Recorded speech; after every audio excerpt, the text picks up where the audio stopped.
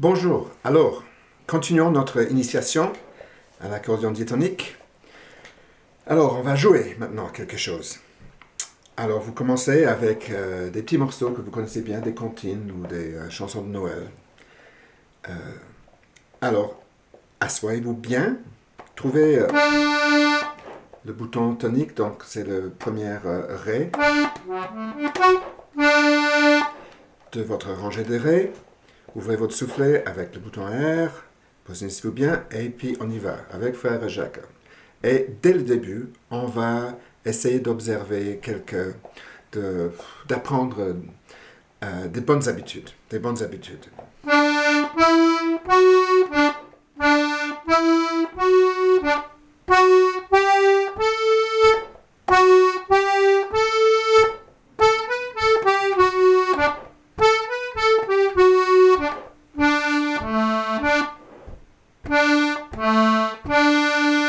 Alors, c'est très simple, vous allez très rapidement trouver ce morceau-là. Des bonnes habitudes. Dès le début, donnez de l'attention à votre utilisation du soufflet. C'est normal, peut-être, qu'en commençant, on s'occupe de la direction du soufflet, oui, mais toute notre attention est portée plutôt sur les doigts de la main droite. Mais essayez de donner un bon coup de soufflet avec une attaque au début de chaque note. On apprend à faire de la musique à danser. Frère Jacques, c'est pas un reel ou une jig, mais quand même, on va s'en servir pour apprendre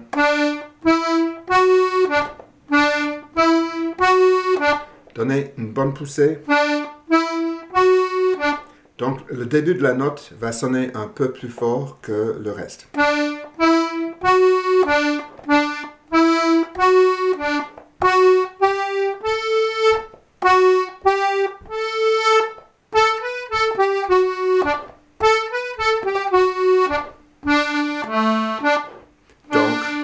Le soufflet est très important. Donnez-y de l'attention et vous allez remarquer que si vous donnez un bon coup avec la main gauche, comme ça, du soufflet, ce sont en fait le muscle.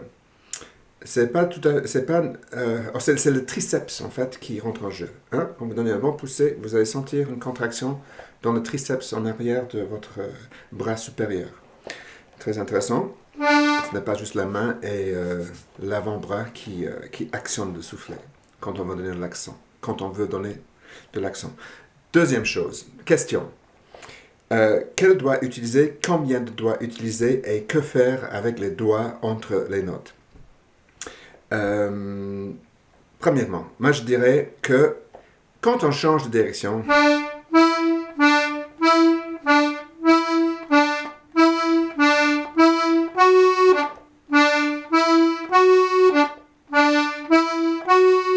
il n'est pas nécessaire de lever le doigt quand on change de direction. Il y a suffisamment d'attaque avec le soufflet pour bien articuler les notes.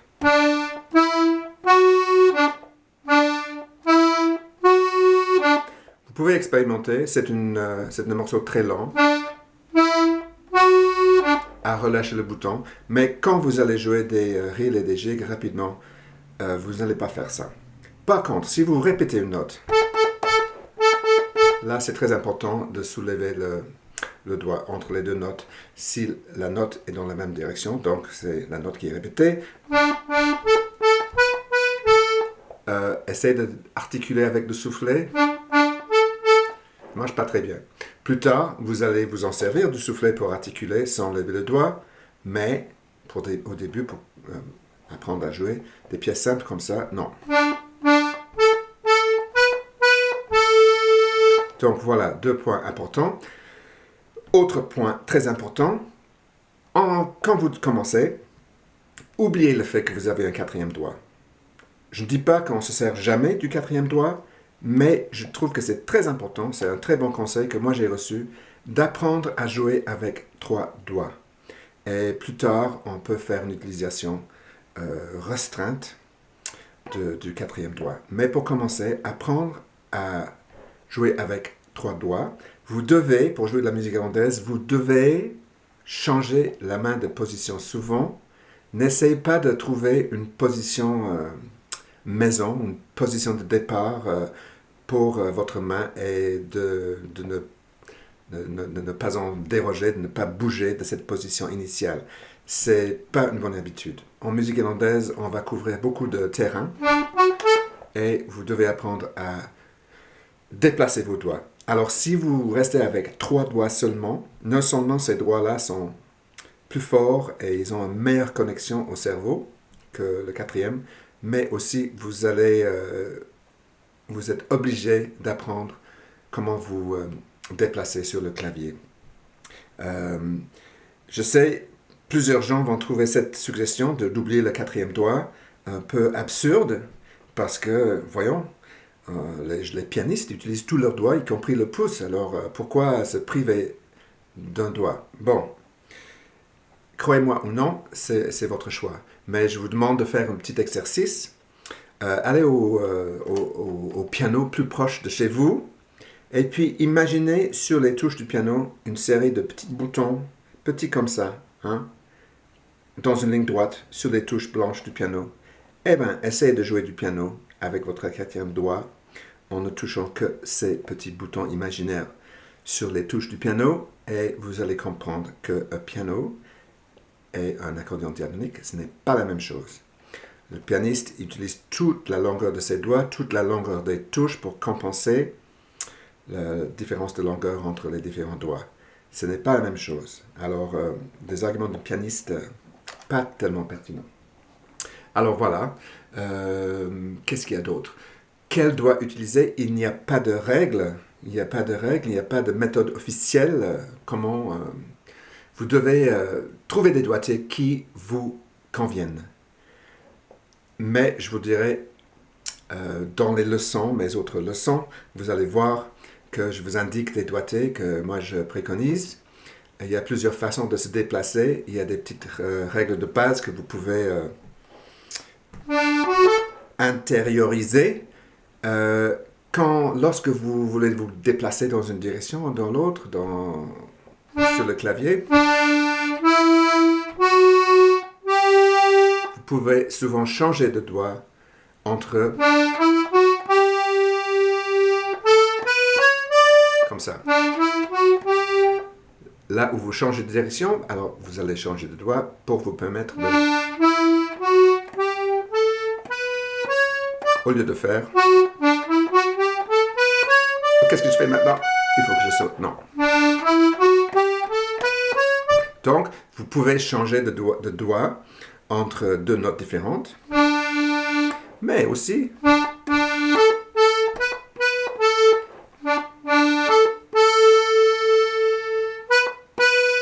Si la même note est répétée, vous pouvez changer de doigt également. Vous allez voir plein d'exemples de cela dans mes autres vidéos. Un autre point très important, est-ce qu'on peut glisser avec les doigts, surtout d'une rangée à l'autre? Il y a des accordéonistes, des profs qui disent non, il faut à tout prix, ou là où c'est possible, éviter de glisser et toujours utiliser un doigt différent pour le prochain bouton. Il y a d'autres joueurs et d'autres professeurs qui disent ce n'est pas du tout important, en fait c'est très utile. Moi je suis un de ce nombre.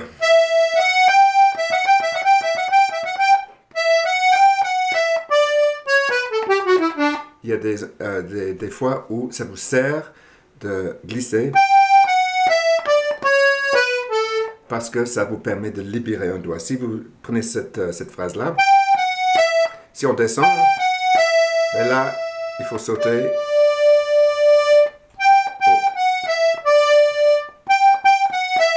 Mais si on glisse,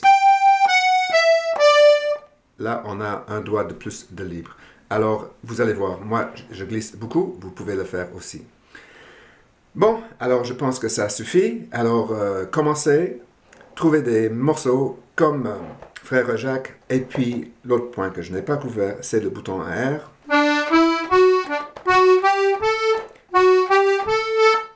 Vous allez trouver que c'est ce morceau-là qui est en Ré. Si on le joue en Ré comme ça, on va finir par toujours manquer d'air.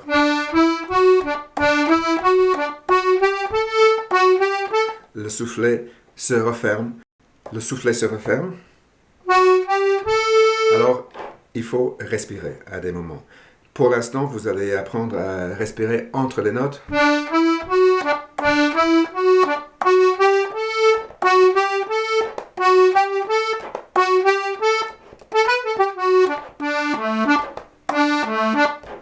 Comme ça.